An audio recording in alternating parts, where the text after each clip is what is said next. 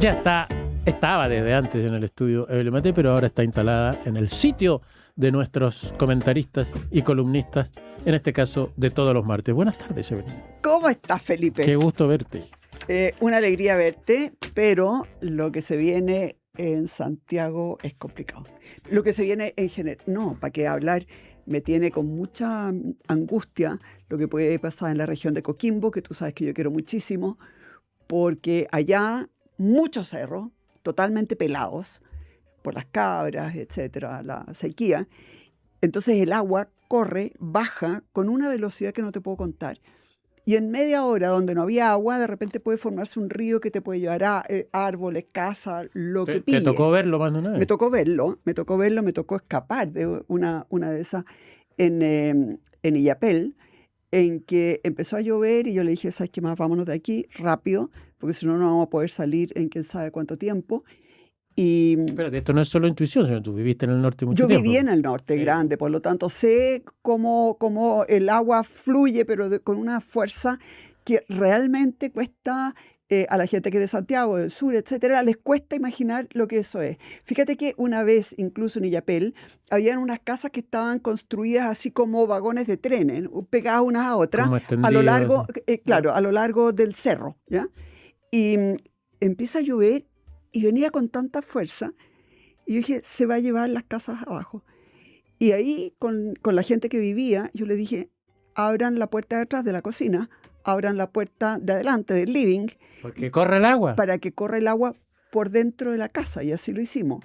Porque de otra manera se podría haber llevado todas las casas. Entonces, lo que se viene, pero además, les quiero decir, tengan linterna, tengan cosas, porque lo más probable, como viene viento y mucha agua, se van a caer muchos árboles.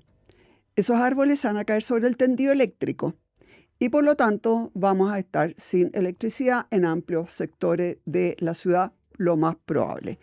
Y después la gente le va a echar la culpa a Enel. Y lo que yo le digo es no le eche la culpa a Enel porque no se caen los postes. Lo que se cae son los árboles. Así que échele la culpa a sus alcaldes, alcaldesas, a los gobernadores, a los delegados, porque todos ellos sabían desde febrero que íbamos a tener el niño Godzilla, que le llaman, el niño Godzilla. Y es obvio que la caída de árboles, cuando llueve mucho, es una constante. Y es obvio que cuando se caen los árboles nos quedamos sin electricidad. Por lo tanto, por ejemplo, los edificios muchas veces se quedan sin agua. O sea, esta es una cuestión... dejan de funcionar muchos semáforos. Entonces, realmente lo que viene, Dios quiera que me equivoque, Dios quiera que llegue un poco más débil, suave. Pero lo más probable es que no. Todo indica que no. Espérate, pero es que no quiero... Pero lo de los árboles, yo no quiero... puedo creer que nadie se preocupe de los árboles en Chile. Porque yo me acuerdo, no es que entienda, me acuerdo que ustedes en Providencia hicieron... una campaña, sí, plantamos... A ver, nosotros hicimos una... Fíjate que le pedimos a una gran profesora de ingeniería forestal que junto con su curso, con sus alumnos, nos miraran uno por uno todos los árboles de Providencia. Los posicionamos, le hicimos posicionamiento satelital, vimos qué especie era, en qué estado estaba. Todos los que estaban en peligro los sacamos. ¿Para qué te digo la cantidad de garabatos que me llevé? Porque estábamos sacando árboles que se veían verdes. Y yo eso lo entiendo, pero lo que pasa es que la municipalidad es responsable si uno de esos árboles se cae y mata a una familia, ¿no es cierto? Entonces lo sacamos, pero plantamos más de 10.000. Y aprendimos... ¿Eran muchos? ¿Cuántos eran? No tanto. Eran como 50.000. Los que se catastraron. Ya. Eso más o menos ¿y cuántos tuvieron que sacar más o menos? Debemos haber sacado unos 500. Ya. Pero por sobre eso plantaron otros 10.000. 10.000. Pero además aprendimos a plantar los árboles y crecen 3 o 4 veces más rápido de lo que crece cualquier árbol normal, básicamente haciendo un hoyo muy grande, por lo menos de 2 por 1, 2 metros por 1 metro, ojalá más. Y en vez de esa tierra apisonada, apretada, donde no hay oxígeno, donde no hay nada, no hay vida, le poníamos un sustrato con mucha arena y piedrecilla. Y fíjate que crecen con una rapidez. Y lo que pasa es que necesitamos... Dame un ejemplo para la gente que está escuchando, por si no nos creen. Nosotros plantamos unos brachichitos. ¿Qué? Brachichitos. ¿Ya? En el Parque Bustamante. Y yo tengo una foto y las voy a subir a mis redes para que ustedes las vean. Yo tengo una foto cuando estaban esos árboles recién plantados en diciembre del 2024, pocos días antes que yo dejara de ser alcaldesa. Un año y medio atrás. Un año y medio atrás. Eran más o menos del porte mío, 1,60 m. Así se plantaron, digamos. Así se plantaron. Los fui a ver hace 3 semanas atrás, 2 o 3 semanas atrás. Ya tienen 5 o 6 metros. Con un tronco que debe medir por lo menos unos 14 centímetros de diámetro. ¿En un año y medio? En un año y medio. Y eso es básicamente porque tú le permites a la raíz desarrollarse en forma más fácil. Así que hay mucho que hacer. El drama, y nosotros necesitamos árboles buenos por la sombra para bajar la temperatura, porque además el calentamiento global no significa solamente lluvias feroces, lo sino están que además, viviendo los europeos. Pues. Mira, ya hay como 1.500 europeos que se han muerto por el exceso de calor. Sí, y más, yo diría que en Francia nomás. Probablemente. Sí. Entonces la verdad es que necesitamos árboles, pero esos árboles tienen que estar bien cuidados. Y a mí me llama la atención que a pesar de que hemos tenido tantos eventos en que se han caído cualquier cantidad de árboles, en que ha estado muchos sectores de Santiago sin energía eléctrica durante más de una semana, a veces 10 días, etcétera, todavía nadie se preocupa de los árboles y cuando se corta la luz, le echa la culpa en él. Me acuerdo que el presidente Boric estuvo a punto de sacar a Enel de Chile. Inició los trámites para caducarle la concesión. Yo no podía creer, yo decía, pero ¿cómo pueden ser tan... No lo digas, sí. Bueno, dilo. Tan bruto. Ya, está bien. Y me acuerdo que fui a una reunión en la Superintendencia de Electricidad y Combustible y lo dije, oiga, pues si lo que se cayeron no fueron los cables ni los postes, lo que se cayeron fueron los árboles. Preocúpese. Espérate, pero ¿el reclamo es porque los cables no son suficientemente renovados? No entienden nada. Ya. Y estuvieron sin energía, culpa de él. Ya. No, es culpa de los árboles que se caen y es culpa de la gente que debiera estar cuidando los árboles y que no los cuida.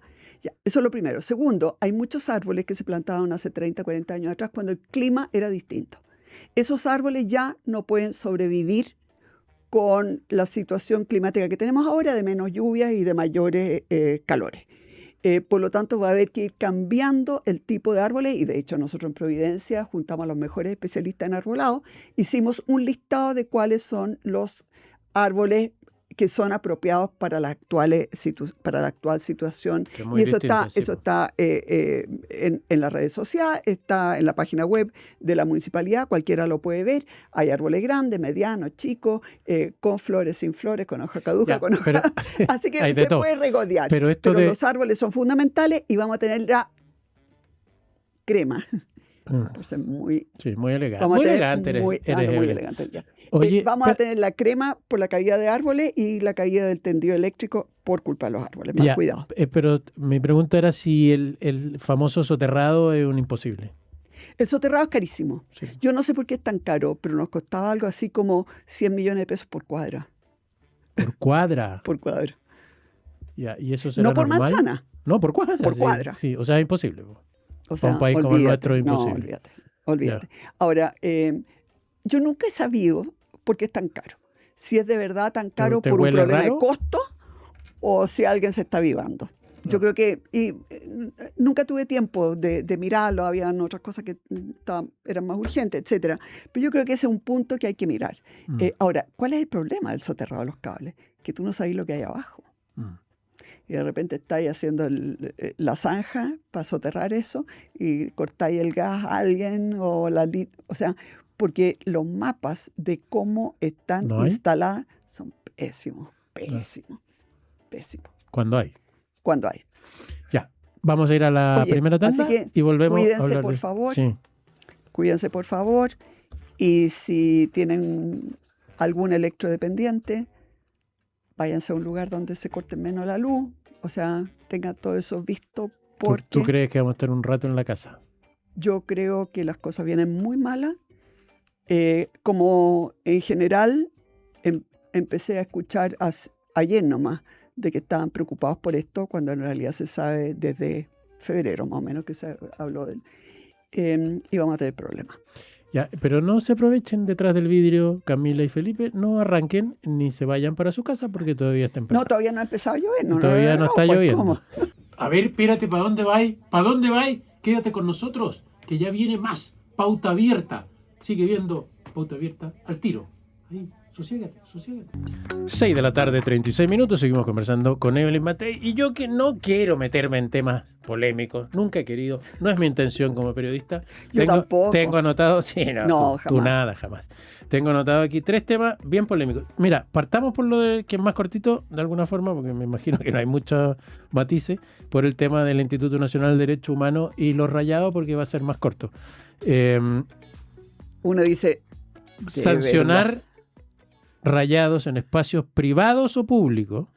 Esta definición a mí me parece impactante, porque privado, o sea, en tu casa, o público, o sea, una escultura o un edificio, es criminalizar la expresión artística, dice el INDH, Instituto Nacional de Derechos Humanos. Mira, tú que fuiste alcaldesa.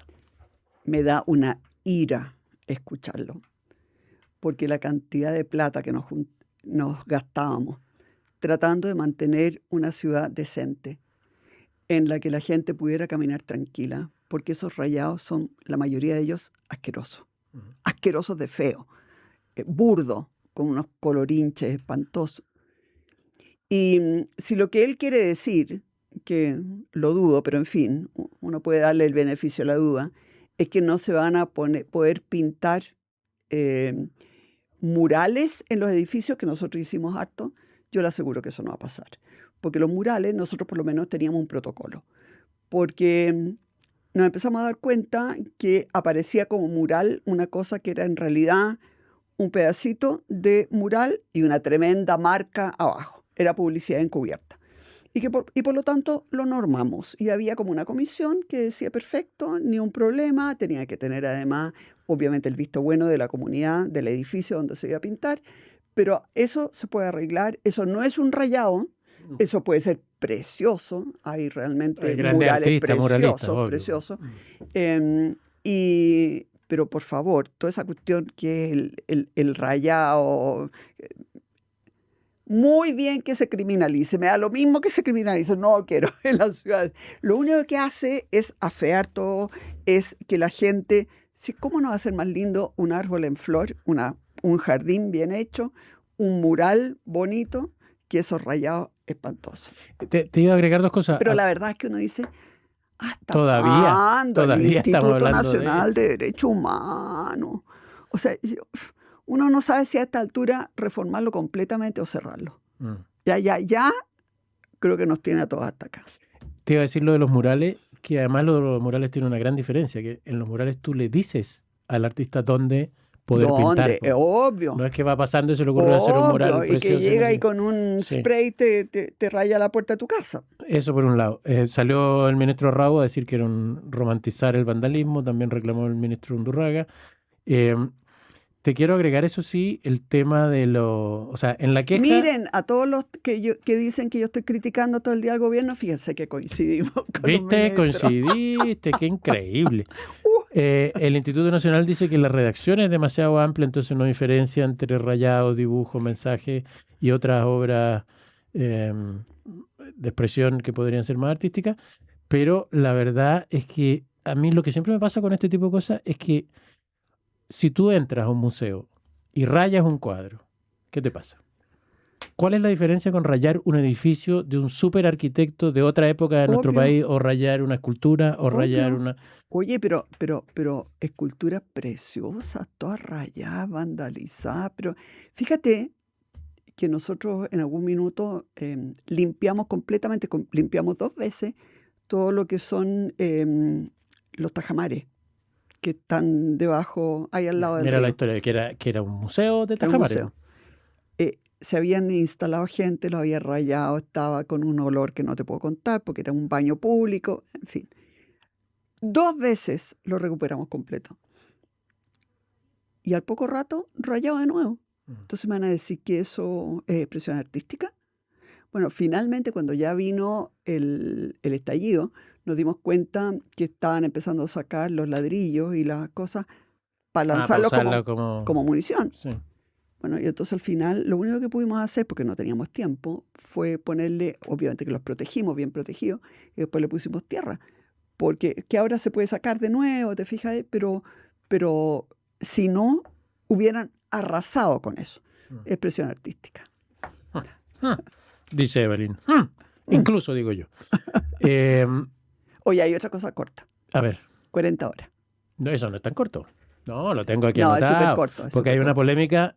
Es súper corto. Porque supuestamente las 40 horas semanales de trabajo se van a acabar, las 52 horas van a hacer que todos los chilenos y chilenas trabajen mucho más, y hay un video en las últimas horas de Camila Vallejo y de la ex candidata Jara, que ha sido calificado por la UDI y por el gobierno como parte de una campaña de terror, porque dicen que nunca más los chilenos van a trabajar solo 40 horas. Quiero decir, los chilenos van a seguir con una jornada de 40 horas. Todo lo demás es mentira. Van a seguir las 40 horas. ¿Qué es lo que pasa? Usted conoce perfectamente bien que en la minería, por ejemplo, hay jornadas que son de 10 por 10. Trabajan 10 días, 12 horas diarias, y después tienen 10 días libres en su casa. ¿Por qué se hace eso? Bueno, porque llegar hasta la mina arriba demora mucho tiempo y muchos de esos trabajadores viven lejos de la mina. Viven muchos de ellos en el sur, en Biobío, etc. Entonces se van en avión, trabajan 10 días y después tienen 10 días con su familia. Es bastante más razonable que estar 5 días, correr para estar 2 días con su familia, que es la jornada, ¿no es cierto?, normal, 5 días de trabajo, 2. Pero imagínense, esa pobre gente se lo pasaría viajando. Y por lo tanto a todo el mundo le conviene trabajar 10 por 10.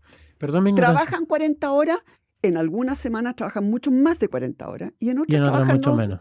No trabajan nada. En promedio trabajan 40 horas. Déjame solo entender una cosa, perdón mi ignorancia, pero ¿por qué tiene un tratamiento distinto el trabajador minero? ¿Eso fue por ley? Porque es muy lejos. Pero fue por ley. La ley lo permite. ¿Ya? Y es la Dirección del Trabajo la que estudia, digamos, las condiciones y permite jornadas excepcionales. Que es lo mismo que entiendo se está haciendo ahora para la gente del turismo. Bueno, lo que pasa es que en el turismo pasa bastante parecido. Sí, y también, por ejemplo, claro, un restaurante en Viña. Bueno, lo más probable es que martes, miércoles y jueves no pase mucho. O lunes y martes y miércoles, no sé. Pero a lo mejor viernes, sábado y domingo, o jueves, viernes y sábado.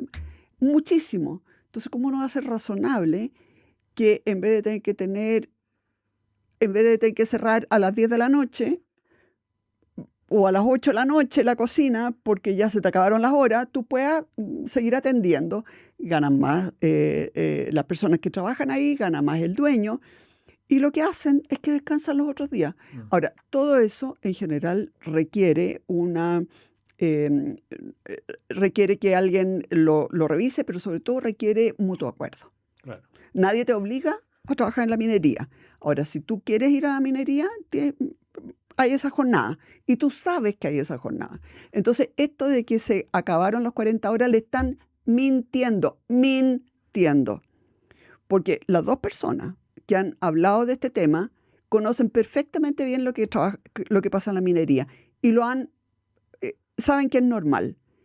Y ahí no se trabaja 40 horas cada semana. En algunas semanas se trabaja mucho más y en otras se trabaja mucho menos. Y en promedio trabajan 40 horas. Así que acá también, por ejemplo, en la agricultura, bueno, hay épocas en la agricultura que de verdad no hay mucho trabajo. Y hay otras épocas en que hay mucho que hacer.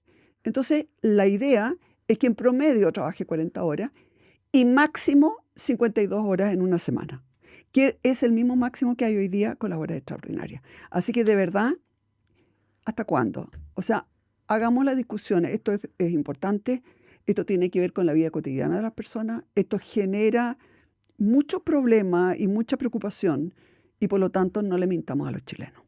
Te iba a agregar 2 cosas. La primera es que hay países, me consta, como Estados Unidos, por ejemplo, donde todo es mucho más desregulado, donde uno, sobre todo los jóvenes, como la Camila, pueden decir de repente, ¿sabe qué? Yo quiero trabajar en este restaurante 6 días, pero a concho, para ganar más plata por horas trabajar, porque podemos ir de vacaciones 7 días a no sé dónde. Y la ley te lo permite. Te lo permite. En Chile, si no se cambia el concepto, probablemente no se permitiría. ¿Cuánta gente estaría dispuesta a trabajar 7 días y después tener 7 días libres? O decir, quiero trabajar solo los fines de semana. No puede. No puede porque ya. Bueno. Y lo otro es que el promedio... Ahora, cuidado que en Estados Unidos tampoco hay postnatal. Sí, bueno, eso ya es un problema, pues sí, obvio. Pero bueno, digo, son realidades que se pueden adaptar. A mí lo que me da lata es la política del terror para asustar a la gente sobre la base de mentira. Eso me desagrada. Perfecto. No se hace. En vez del promedio, estoy leyendo textual, comillas, que esto aclara bastante, en vez de el promedio cada 4 semanas, lo que se va a hacer es sacar ese promedio cada 15 o 16, pero van a ser las mismas 40 horas. Claro, eso es lo que explica exactamente el nuevo concepto del nuevo proyecto. Así es. O sea que son mentirosas Camila Vallejo y Janet Jara. No, uno no puede... mintieron en esta ocasión. En esta ocasión, sí. En este caso... El periodista siempre tratando de sacar la cuña.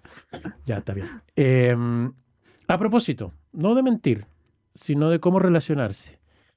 Me interesa mucho tu opinión de todo lo que ha pasado en la última semana entre el gobierno y el PPD internamente, el Partido Socialista internamente, la relación para poder sacar las leyes con más o menos apoyo.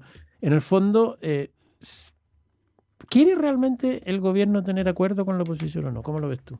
A ver, durante muchísimo tiempo, el gobierno llamó derechita cobarde a cualquier persona que conversaba con la izquierda. Me llamaron a mí, traidora, que soy comunista. ¿Eres comunista, Evelyn? No te pregunto porque como te dije... No como guagua. Ya, muy bien. No, pero la verdad es que me llama la atención que el Partido Republicano hoy día diga que quiere, y que el presidente diga que quiere acuerdo, cuando todo el tiempo demonizó cualquier tipo de acuerdo. Por ejemplo, en el caso de la reforma previsional, yo entiendo que ellos voten en contra, que hayan creído que el proyecto era malo. No hay problema. El problema es que dijeron que aquí había un zarpazo a la plata al bolsillo de los trabajadores, que éramos unos inmorales por llevar eso. O sea, ellos lo llevan todo a un término pseudo-moral, porque moral es lo que a ellos les interesa. Entonces, realmente, durante mucho tiempo, para qué hablar lo que pasó en el segundo intento constitucional, donde se llevaron la pelota para la casa, había un acuerdo que yo creo que hubiera hecho mucho más fácil la vida de todos los chilenos. Había un acuerdo transversal con, ¿no es cierto?, esta comisión de expertos, etcétera. Les dio lo mismo, plantaron una cantidad de indicaciones ridículas, finalmente terminó eso rechazándose. Pero después de todo ese comportamiento de rechazar, de demonizar, acuérdate al presidente Boric, ¿cómo le decían? ¿Travesti o algo así? Travesti creo que le decían, porque cambiaba de opinión. Ahora se le llama metáfora, pero en fin, es un poco lo mismo, ¿no? Entonces, cuando uno dice, durante 4 años demonizaron cualquier acuerdo y ahora quieren acuerdo. ¿No es lo que pasa cuando uno pasa a ser gobierno? Que cambia un poco, le pasó al Frente Amplio. Pero no se hubieran haber dado cuenta un poco antes. Ahora, si tú lo que quieres es acuerdo, bueno, trabaja de verdad para acuerdos. Porque a mí me tocó, en la Comisión de Hacienda, trabajar con Foxley, el exministro Foxley, con el exministro Eizaguirre, con el exministro Velasco, con Aninat, etc. Cuando ellos iban a hacer un proyecto de ley, nos llamaban antes de mandar el proyecto de ley. Y nos decían, miren, tenemos este proyecto, ¿podemos estudiarlo juntos? Y nosotros lo estudiábamos. Y le decíamos, mira, en esto estamos de acuerdo. En esto estamos de acuerdo en el fondo, pero no como está redactado, porque tiene todos estos efectos que nosotros proponemos. En esto estamos totalmente en desacuerdo y vamos a votar en contra, qué sé yo. Pero esas conversaciones se hacían antes de mandar el proyecto de ley.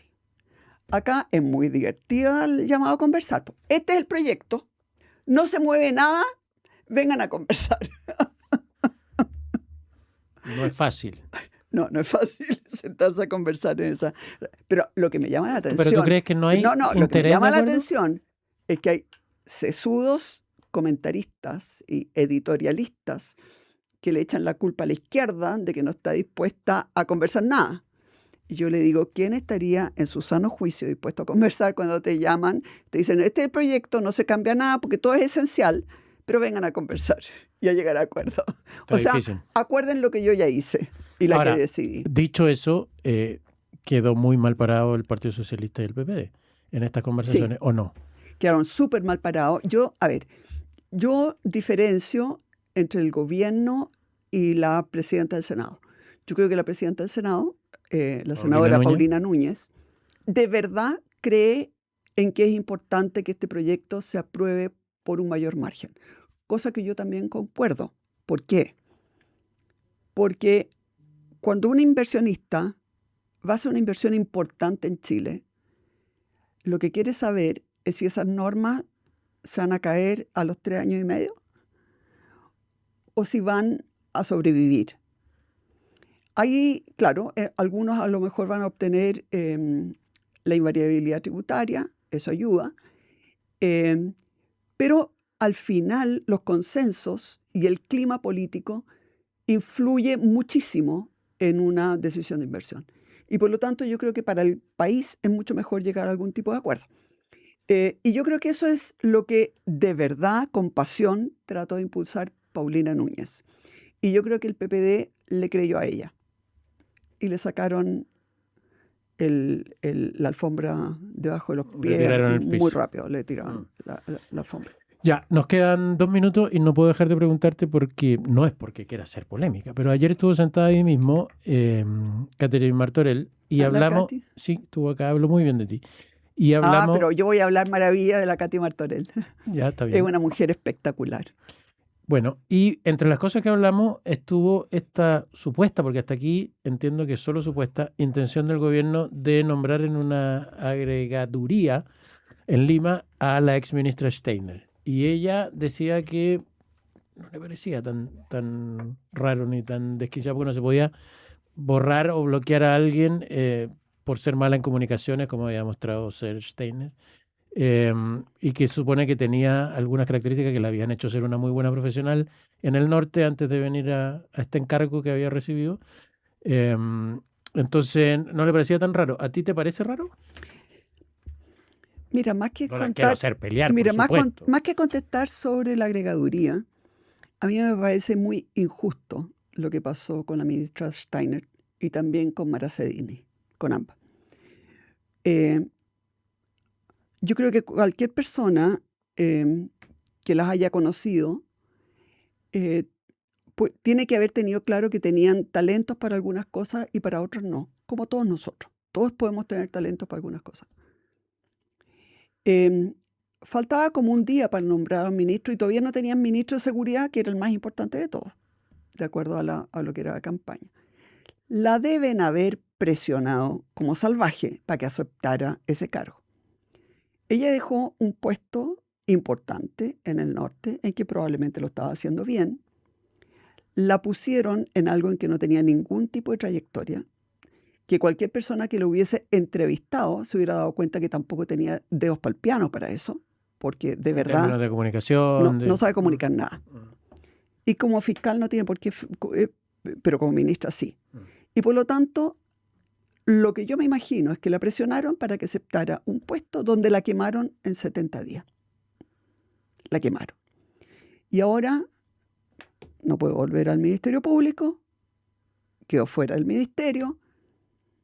Y entonces, ¿qué es lo que pasa ahora? ¿Agregaduría o no agregaduría? Yo me carga el uso político que se le está dando a las embajadas y a los puestos afuera.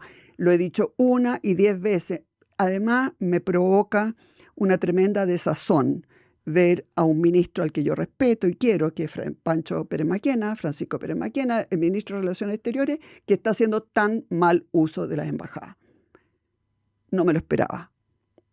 Pero en fin, que la manden o la manden de agregada no es el punto para mí. El punto es que le liquidaron la vida y le liquidaron la carrera con una elección sumamente mala, donde probablemente además hubo presiones, porque claramente no tenían ministro de seguridad.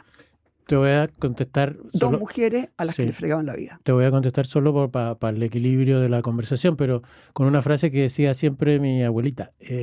Se puede decir que no también. Se puede decir que no, y ambas debieran haber dicho que no, efectivamente.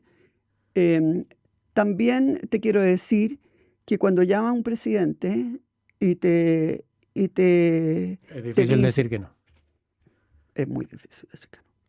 Incluso por una cosa de nacionalismo, he escuchado mucha gente que dice eso. Si te llaman presidente, sea quien sea, del sector que sea, a un presidente no se le dice que no.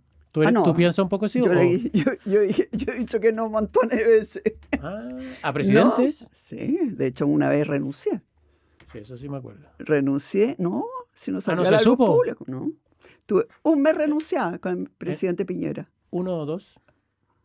Una vez. No, pero ¿Piñera 1 o Piñera 2? Uno, pues ahí Piñera fue ministra. Ya. Y fue por la ley de Salacuna. ¿Y lo llamaste y le dijiste? No, tuvimos una reunión y él me dijo, bueno, ok, pero esto va con copago. Terminamos y le dije, presidente, necesito 5 minutos después con usted. Y le dije, mire, presidente, le voy a dejar el proyecto listo, va a estar qué sé yo, pero búsquese otro ministro porque yo no voy a firmar. ¿Pero cómo? Renuncio. Y le dije que no lo iba a firmar, y no lo iba a firmar, y no lo iba a firmar, y no lo firmé. Y al final él no mandó el proyecto. No, sí. Mira, no se sabía eso. No se sabía. pero, ¿sabes qué? Era tanto el cariño que nos teníamos, y yo creía que era de hecho, el copago se eliminó a los 2 años. Era obvio que no podía ir con copago, pero habían sido presiones de adentro. Pero en fin. Seguiste. Seguí. Después de un rato. Y claro, y el proyecto de Salacuna, que para mí era súper importante, ojalá que ahora salga, porque no es para mí muy importante, es para todas las mujeres, para todas las personas que tienen niños. También un hombre, el otro día veíamos, ¿no es cierto?, en el caso, vimos con la jueza en la televisión el caso de un hombre. Su mujer murió poquitas semanas después de haber tenido una guagüita y él no tenía cómo salir a trabajar al niño. Claro, y no podía trabajar. Entonces, en realidad, no es solamente para las mujeres, es para toda la familia. La ley de Salacuna es demasiado importante, así que ojalá que el ministro Raúl la saque. Y estamos tan mal en las cifras de familia, de nacimiento, de natalidad, de trabajo. Bueno. Así es.